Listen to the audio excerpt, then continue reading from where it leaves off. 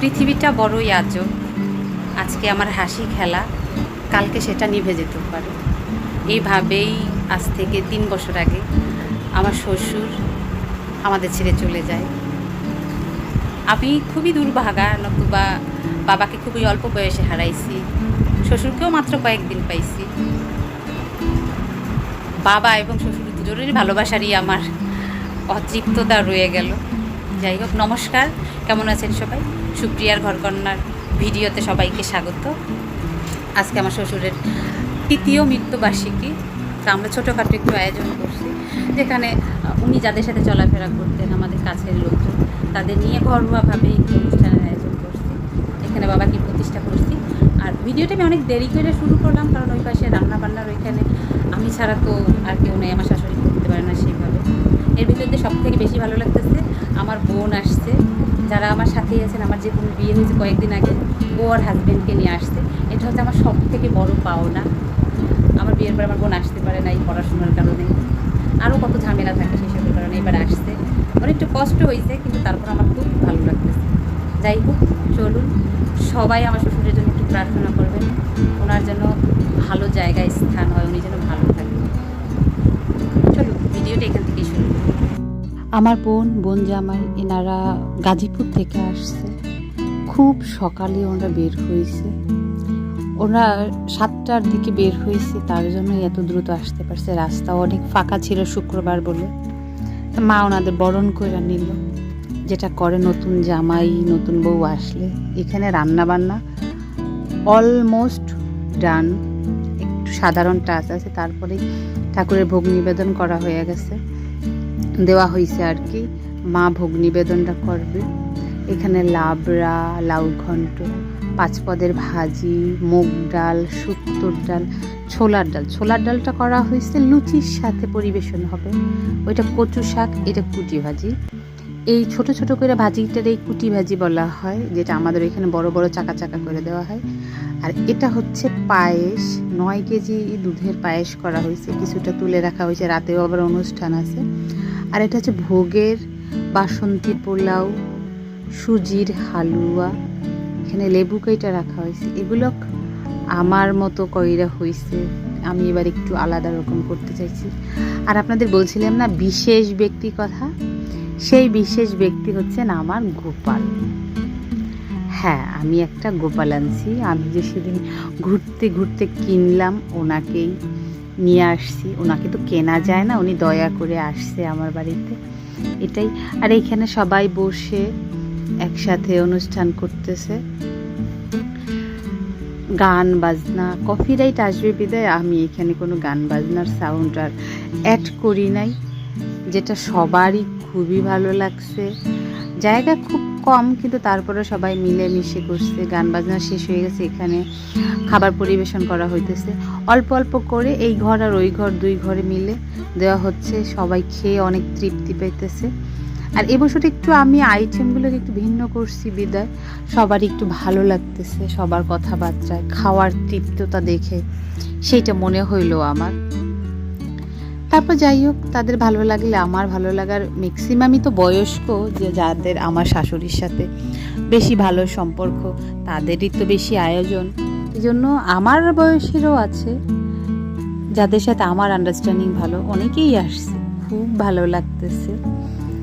প্রথম ব্যাচ উঠে গেছে, তারপরে এটা দ্বিতীয় ব্যাচ। এইখানে হচ্ছে আমার সেই পার্লারের দিদি, ওকে দিয়ে আমি পার্লারে যাবতীয় কাজ করাই। তারপরে ও বসছে, ওর হাজবেন্ড আগে নাকি খেয়ে গেছে। আমার বড় ভাই আসছে, তা আমার বড় ভাই অন্যদিকে বিজি।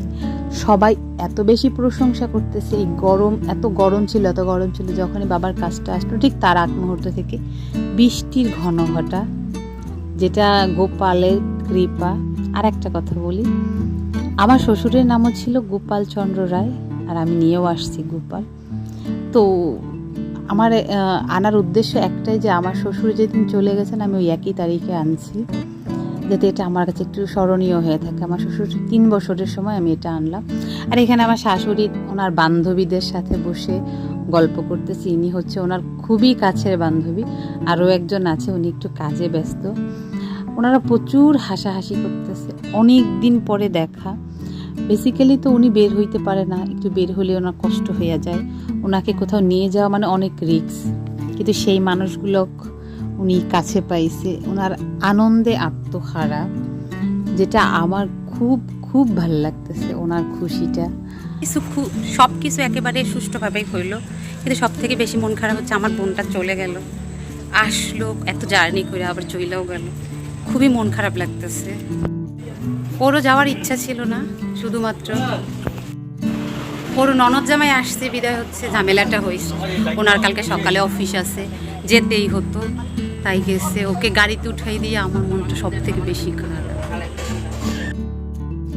সবার খাওয়া দাওয়া শেষে লিপি দিদি, আমি, তুলসী দিদি, আমরা বলছি এটা হচ্ছে লিপি দিদি আমার প্লেটটা এরকম ভাবে করছে। আমি খেতে বসতে পাশেই আমার পাশে আমার দেবরের ছেলে, তার একটাই কথা, সে আমার সাথে খাবে, কিন্তু আগেই খেয়ে নিচ্ছে, এখন সন্ধ্যা হয়ে গেছে, তাই আমি ওকে দেখে আমার সাথে বসাইছি একটু বাসন পোলাও দিয়ে। ও আমাকে প্রচণ্ড ভালোবাসে। মোটামুটি খুব ভালোভাবে অনুষ্ঠান হয়ে গেছে। সব লোকজন যারা আসছিল তাদেরও খুব ভালো লাগছে, আমাদের তো ভালো লাগছে। আজকে শুক্রবার বিদায়, সবাই আসছিল। আর সব থেকে বেশি ভালো লাগছে আমার বোন আসছে, আমার ভাই আসছে। বোন যদি থাকতো আরও বেশি ভালো লাগতো। কোথাও তো একটু মন খারাপ হয়। সব আত্মীয় স্বজন চলে গেছে, কয়েকজন আছে মাত্র, যাদের বাড়ি একটু বেশি দূরে, যাদের একটু থাকার ইচ্ছা আছে তারাই আছে। খাওয়া দাওয়া শেষ করে আমি সেই জায়গায় বসে পড়ছি। সেখান থেকে আধা ঘন্টা পরে উঠছি, কারণ আমার আর এনার্জি ছিল না উঠি। তারপর উঠে সব কিছু ধোয়া মোছা করছি। এখন রাতের বেলা ওনাদের জন্য একটু রান্না করতে হবে, তো এখন ভাবতেছি কি রান্না করবো।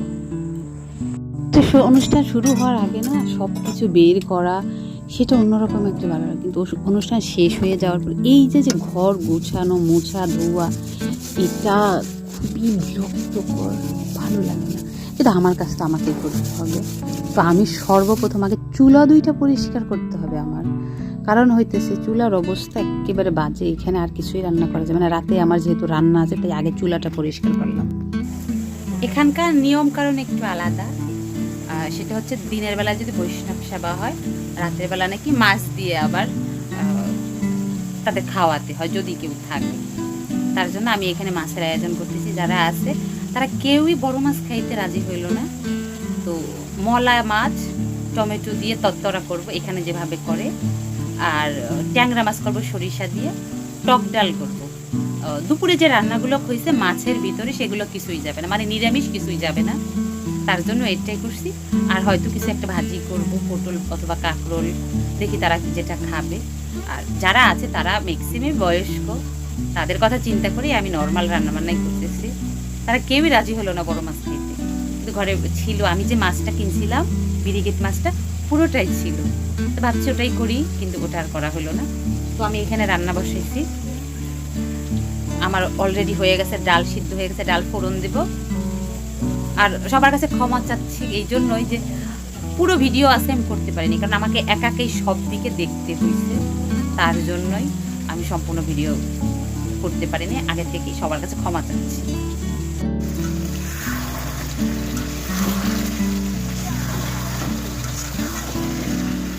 হ্যাঁ, রাতের অনুষ্ঠান শুরু হয়েছে। যে কয়জন ছিল তারা মিলে একটু গান টান করতেছে। এটা নাম কি যেন একটা বললো। রান্নাবান্না শেষ করে মাত্র স্নান করে আসলাম। এখন বেজে গেছে 10টা, খুবই ফ্রেশ লাগতেছে। এখন যারা সকালে অফিস আছে তাদেরকে খেতে দেবো, তারা অস্থির হয়ে গেছে।